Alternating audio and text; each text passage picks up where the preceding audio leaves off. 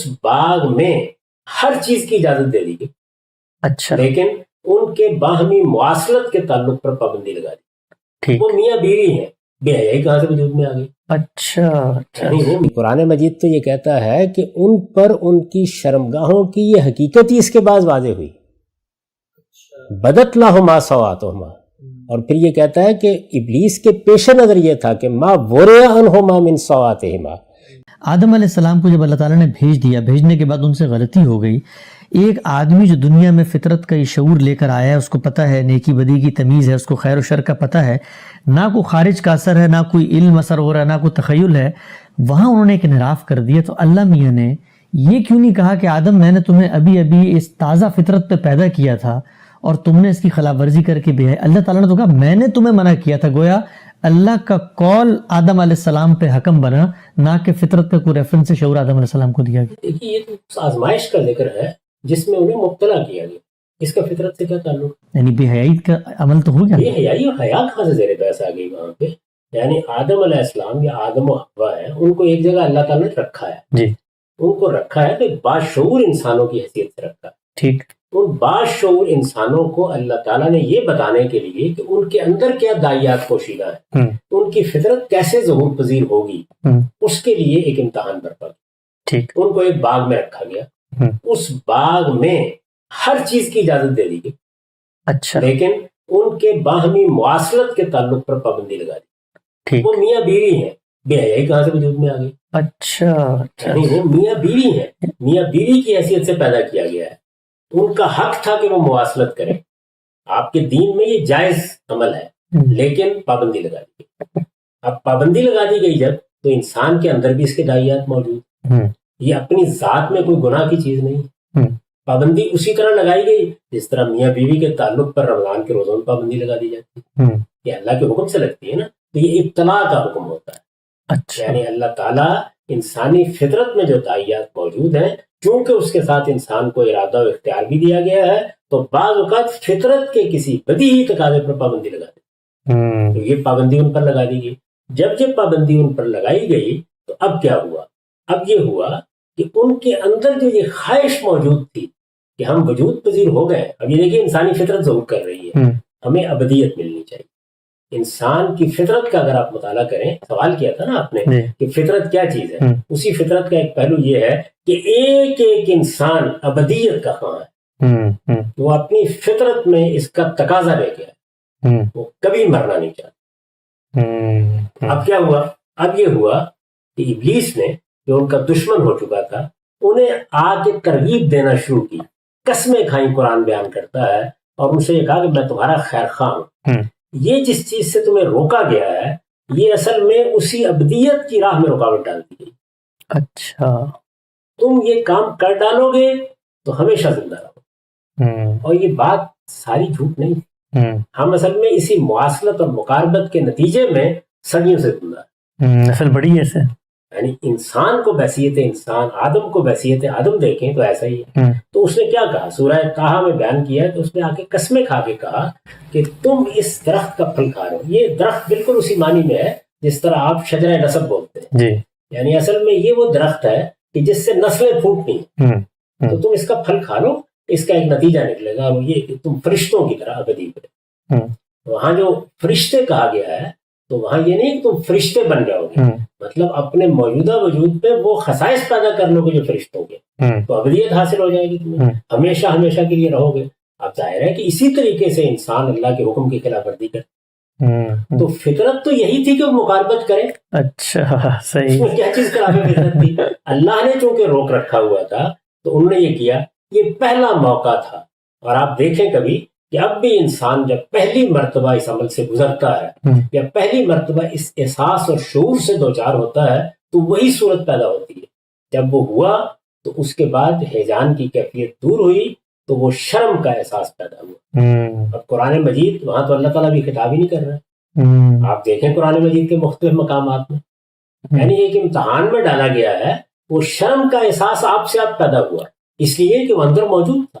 لوگ یہ کہتے ہیں آدم علیہ السلام نبی تو ہو سکتا، اللہ نے وہی کر کے شرم کا احساس اسی وقت دلا دیا اور ذکر نہ کیا. وہ تو بھی ملی نہیں ہے، وہ تو اس توبہ کے بعد استفاء میں ملے گی. اچھا ابھی تو انسان کی حیثیت سے انہیں بتایا جا رہا ہے کہ وہ اپنی کیا فطرت لے کے آئے ہیں، اس کا ظہور کیسے ہوگا. اسی فطرت کا ظہور ہوا ہے. پہلے ظہور ہوا ہے مقاربت کے عمل میں، پھر اس کے اندر داعیہ کیا پیدا ہوا ہے، ایک بہت بڑا خیر، یعنی مجھے ابدیت حاصل ہو جائے گی، میں فرشتوں کی طرح ہمیشہ جیے گا. یہ سب فطرت ہی کا ظہور ہو رہا ہے. اس کے بعد آگے کیا ہے، جیسے ہی یعنی ان اعضاء سے وہ واقف تھے. رفع حاجت کے لیے تو یہ اعضاء استعمالی ہوتے ہیں. ہمارے یہاں بھی 5 7 10 سال تک بچے جب دیہات میں کھیلتے تھے تو ان کے اندر شعور نہیں ہوتا اس بات کا، لیکن جیسے ہی جنس کا داعیہ پیدا ہوتا ہے تو پھر ان کے ڈھانپنے کا جذبہ پیدا ہوتا ہے انسان کے اندر. ایسے ہی ہوا. قرآن مجید کہتا ہے کہ جیسے ہی ہوا، اور اب یہ دیکھیے یہ محض استعداد ہے. استعداد میں تو یہ ہونا چاہیے تھا کہ جیسے یہ شعور پیدا ہوا یا احساس پیدا ہوا کہ یہ کیا ہوا، تو آواز آتی کہ پتوں سے ڈھانپ دو اپنے آپ. نہیں، انہوں نے خود فیصلہ کیا تفق یکسفان علیہم من برق الجنہ. تو اب کیا ہوا، یہ استعداد نہیں تھی محض، پورا شعور پیدا ہوا. اس شعور کے بعد عمل بھی پیدا ہو گیا. آپ اس کو علم میں بدل دیں، یعنی وہ حیا کا احساس لے کے آئے ہیں. حیا کا یہ احساس جنسی عمل کے ساتھ وابستہ ہے. جس وقت یہ پیدا ہوتا ہے تو انسان کے اندر جنسی اعضاء کو ڈھانپنے کا داعیہ پیدا ہوتا ہے. یہی حیا کی حقیقت ہے اس معاملے. اور پھر انسان کیا کرتا ہے، وہ اپنے گرد و پیش میں دیکھتا ہے. اب تو ہمیں بہت اعلیٰ درجے کے لباس میسر ہیں، تو اس وقت جو چیز میسر تھی وہی پتے درختوں کے، ان سے انہوں نے اپنے جسم کو ڈھانپنا شروع کر دیا. تو یہ جو عمل انہوں نے کیا، یہ سارا کا سارا عمل ہونے کے بعد تنبیہ کی گئی کہ یہ تم نے میرے حکم کی خلاف ورزی کی ہے. انہوں نے اس پر توبہ کی، پھر نبوت کی. ٹھیک. اس پر یہ سوال ہے کہ ہم یہ کیوں نہیں کہہ سکتے کہ یہ جو شعور جس کو آپ کہتے ہیں فطرت کا شعور اندر موجود تھا، وہ محض 2 کیٹیگریز کو الگ الگ جاننے کی ایک استعداد یا ایک صلاحیت تھی کہ پہلے ایک فیکلٹی کا ظہور ہوا کہ بے حیائی کر دی، اور پھر ایک دوسری فیکلٹی کا ظہور ہوا. یعنی فطرت کا جو شعور ان کے اندر تھا اس میں کوئی معیار مقرر نہیں تھا. پہلے بے حیائی ہوئی اور پھر اس کے بعد انہوں نے چھپا لیا. یعنی ایک چیز اچھی تھی، ایک چیز بری تھی، ایک کا ارتکاب یہاں کیا، دوسری کا وہاں کیا. کوئی معیار نہیں تھا کہ غلطی ہوئی ہے تو اب بہتری کی طرف میں نے جانا ہے. شعور کہاں؟ اس میں معیار کی بحث کہاں سے پیدا ہو گئی؟ یعنی جب ہم نے یہاں یہ بات کہی تھی کہ جس وقت انہوں نے ایک فعل کا ارتکاب کیا جس سے اللہ تعالیٰ نے انہیں روکا تھا، یہ بتایا کہ اس فعل کی نوعیت کیا تھی. اس کے لازمی نتیجے کے طور پر جیسے اب ہمارے اندر شرم کا داعیہ پیدا ہوتا ہے، بالکل اسی طرح پیدا ہوا. اور شرم کا داعیہ پیدا ہونے کے بعد محض یہ نہیں ہے کہ داعیہ پیدا ہوا، انہوں نے آسمان کی طرف منہ اٹھا کے دیکھا کہ اب کیا کریں. نہیں، اس کے بعد انہوں نے کچھ کیا. قرآن مجید نے اس کو بیان کیا ہے، وَتَفِقَ يَخْصِفَانِ عَلَيْهِمَ مِن بَرَقِ الْجَنَّةِ. تو اس طرح گویا ایک داعیے کا موجود ہونا، اس کا خارجی تحریک کے نتیجے میں پیدا ہو جانا، اور پھر اس کے بعد اس داعیے کے لازمی نتیجے کے طور پر انسان کو کیا کرنا چاہیے، یہ سب کچھ ظہور میں آ گیا. لیکن ہم سے جب ہم کہتے ہیں کہ داعیہ پیدا ہوا تو یہ بھی تو کہا جا سکتا ہے کہ جب اللہ نے روکا تھا کہ جنسی عمل نہیں کرنا تو اسی وقت روک دیا ہو کہ بے لباس بھی نہیں ہونا. تو یہ جو ظہور میں آیا یہ اصل میں خدا کے اسی حکم کو ان کو یاد آ گیا ہو کہ اب جس طرح غلطی یہ کر دی تو اب مجھے چھپانا بھی چاہیے، اس کا بھی حکم دیا گیا ہوگا. تو پھر یہ حکم بیان ہونا چاہیے تھا قرآن مجید میں، پہلی بات. دوسری یہ کہ پھر اس کے اوپر عمل بھی پہلے ہی مرحلے میں ہو جانا چاہیے تھا. یعنی قرآن مجید تو یہ کہتا ہے کہ ان پر ان کی شرمگاہوں کی یہ حقیقت ہی اس کے بعد واضح ہوئی، بدت لہما سوآتہما. اور پھر یہ کہتا ہے کہ ابلیس کے پیش نظر یہ تھا کہ ما ورئ عنہما من سوآتہما، جو چیز ان سے چھپا دی گئی ہے. یعنی ہوتا کیا ہے، بطور ایک رفع حاجت کے آلات کے تو ہم سب اس سے واقف ہوتے ہیں، بچے بھی واقف ہو جاتے ہیں، لیکن یہ کہ ان کے اندر جنسی داعیہ چھپا ہوا ہے اور یہ اس کے آلات بھی ہیں، یہ چیز وقت کے ساتھ نمایاں ہوتی ہے. اس میں خارجی تحریک بھی کام کرتی ہے، وہاں بھی اس تحریک نے کام کیا ہے. یعنی جب وہ یہ معاملہ کر بیٹھے، کیسے کر بیٹھے؟ شیطان کے ورگلانے پر. یہ دیکھیے خارجی تحریک آئی، اسی طریقے سے آئی. جب آئی تو اس نے اندر چھپے ہوئے جنسی جذبے ہی کو ابھارا. جب وہ ابھرا تو اس فعل تک پہنچ گیا جس تک وہ اب بھی پہنچتا ہے.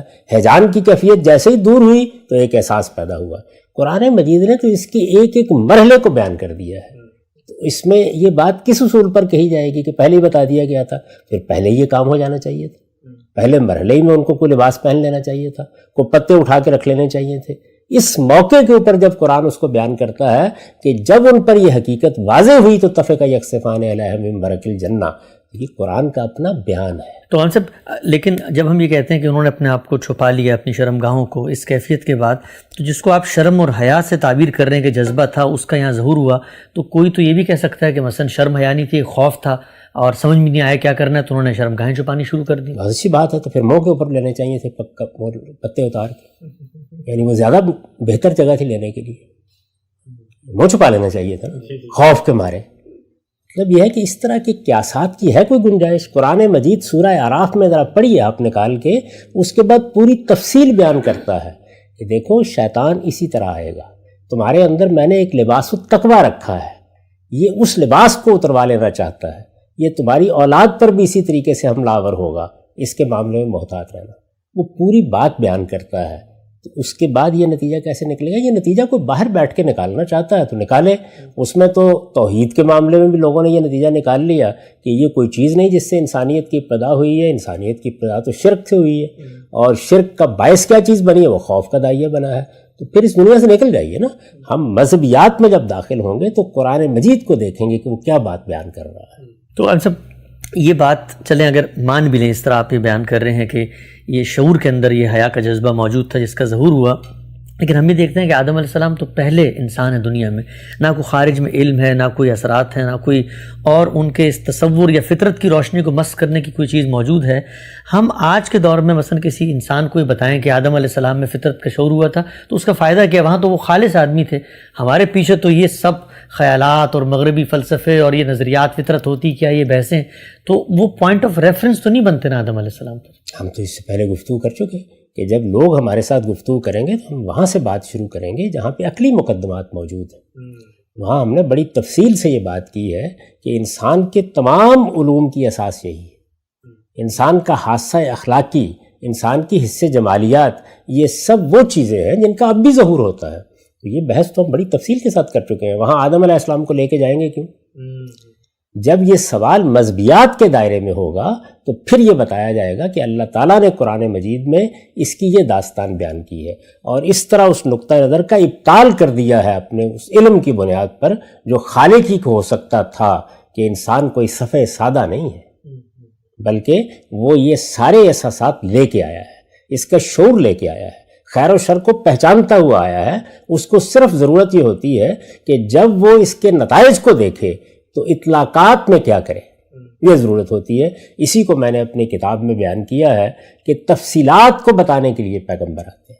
یعنی جو کچھ اجمال میں موجود ہے وہ اسی طرح جیسے ایک بیج ڈال دیا گیا ہے وہ نشو و نما پائے گا، اس کے لیے خارجی تحریکات کی بھی ضرورت ہوتی ہے. وہ سب چیزیں ہوں گی، جب وہ نشو و نما پائے گا تو پھر وہ ایک برگ و بار کا حامل درخت بن جائے گا. اچھا، ہم سے تھوڑی سی میں چاہوں گا مزید اس کی آپ جو اشکال ہے اس کی وضاحت کریں. مثلا آج کے دور میں اگر کوئی آدمی شرمگاہیں کھول کے پھر رہے بازار میں، تو میں اس کو جا کر یہ کہتا ہوں کہ دیکھو تم یہ جو کام کر رہے ہو یہ بے حیائی کا کام ہے، اور دیکھو میں تمہیں دیتا ہوں کہ یہ انسان کی فطرت کے بھی خلاف ہے، اور جو پہلا انسان تھا دیکھو اس میں بھی شعور پیدا ہوا تھا، اس نے چھپا لیا.